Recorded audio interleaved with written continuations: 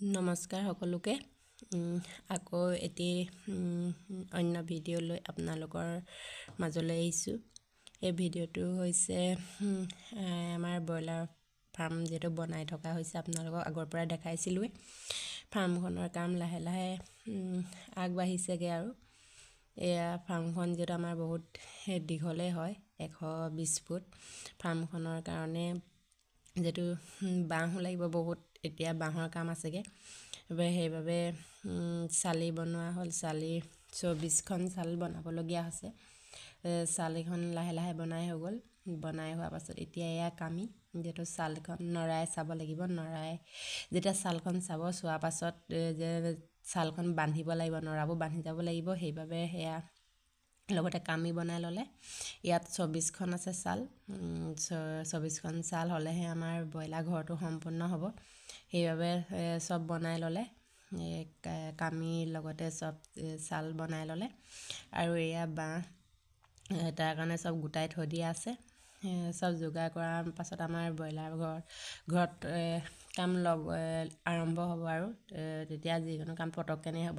চব বস্তু গোটাই লোৱা হৈছে। আৰু এয়া আমাৰ গাহৰি ঘৰৰ লগতে আছে এয়া এৰা গছ, যেটো এৰা গছ এৰী পলুৰ কাৰণে বহুত প্ৰয়োজন হয়। বহুত মানুহে বিচাৰি ফুৰে এৰা গছ। এয়া আমাৰ যেটো পলু পোহা হয়, আমি পলু পোহোঁ, এৰী পলু। সেইবাবে আমি ঘৰতে এয়া এৰা গছো এনেদৰে গুটি সিঁচি লৈছোঁ, যেটো ডাঙৰো হৈছে আৰু এইখিনি বহুত ডাঙৰ হ'ব। এতিয়া বেছি ডাঙৰ হোৱা নাই। আৰু লগতে পুলিও গজি আছে, পুলিখিনিও ডাঙৰ হ'ব। পুলিখিনি ডাঙৰ হয় মানে এইজোপা গছ আৰু বহুত ডাঙৰ হ'ব। এয়া এনেদৰে আমি ঘৰত পলু পোহোঁ, এৰী পলু। যিকোনো কামটো আমি ঘৰতে কৰি ল'বলৈ চেষ্টা কৰোঁ। বৰ্তমান এই পলুটো কেইদিনমানৰ কাৰণে পোহা নাই। এয়াও বাঁহ হয়।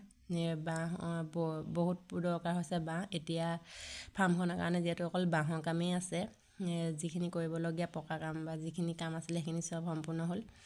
আৰু এইখিনি বাঁহ যিহেতু মাজে মাজে খুঁটা লগাব লাগিব।